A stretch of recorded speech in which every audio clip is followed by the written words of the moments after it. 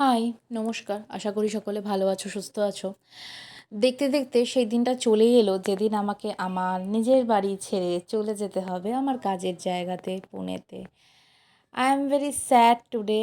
এটা আমি বলবো? বলবো না। বলে কোনো লাভ নেই। তো চলো বেরিয়ে পড়েছি। এই যে দেখতে পাচ্ছ হুগলি সেতুতে ঢুকবো। হুগলি সেতুতে ঢুকে পড়েছি। যাচ্ছি কোথায়? যাচ্ছি স্টেশনে। সাঁতরাগাছি স্টেশন যাচ্ছি, কারণ ট্রেনে করে বাড়ি ফিরবো। আর এই সাঁতরাগাছি স্টেশন যেতে না সত্যি ভালো লাগে না।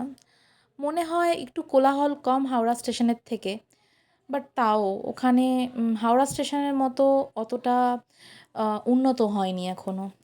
এটা হচ্ছে শেষ মোমেন্ট। যখন বেরিয়ে যাব মা বলছিল সব কিছু চেক করে নে আছে কি না। বললাম টাটা, কিন্তু কেউ কেউ টাটাও করলো না, হ্যালোও করলো না। এখানে আমরা দাঁড়িয়ে আছি সাঁতরাগাছি স্টেশনে। বাবা একটু টেনশনে পড়ে গেছে, মাও টেনশনে আছে। মাকে বললাম হ্যালো করতে, মা পাত্তাই দিল না। কারণ আমাদের ট্রেন 4 ঘন্টা লেট ছিল। গরমের মধ্যে দাঁড়িয়ে থাকতে পাগল হয়ে গেছিলাম। দাঁড়িয়ে থাকতে হচ্ছে, কিছু করার নেই। প্রথমে একটা মালগাড়ি ছিল এখান থেকে মালগাড়িটা সরলো, তারপরে আমাদের গাড়ি এখানে ঢোকানো হচ্ছে। তো আমাদের ট্রেন ছাড়ার কথা ছিল আই থিঙ্ক বিকেল 4টের সময়। সেটা ছাড়লো সন্ধ্যে 8টার সময়। বুঝতেই পারছো খুব কষ্টের বিষয়, বাট কিছু করার নেই। এই হামসাফার ট্রেন নামেই হামসাফার, বাট হামসাফারের মতো কাজ মোটেই করে না। যাই হোক, এই হচ্ছে ট্রেন। হামসাফার ট্রেন হচ্ছে, ফুল ট্রেন হচ্ছে 3rd or 3 টায়ার এসি। এটার মধ্যে নন এসি, স্লিপার এসব কোনো গল্প নেই। সেকেন্ড ক্লাস, ফার্স্ট ক্লাসের কোনো গল্প নেই। পুরোটাই 3 টায়ার এসি। তো যাই হোক, এখনও অবধি কামরাটা ফাঁকা আছে, কারণ সাঁতরাগাছি বা কলকাতা থেকে কিছু কয়েক লোক উঠেছে। বাকি লোক, বেশিরভাগ লোক উঠে যাবে খড়গপুর থেকে।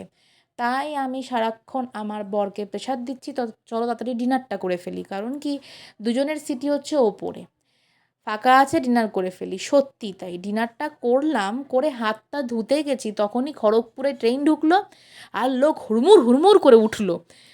মানে এমন করছে যেন মনে হয় ওদের কাছে কনফার্ম টিকিটই নেই, এমন যুদ্ধ করে উঠছে ট্রেনে। এই হচ্ছে মা।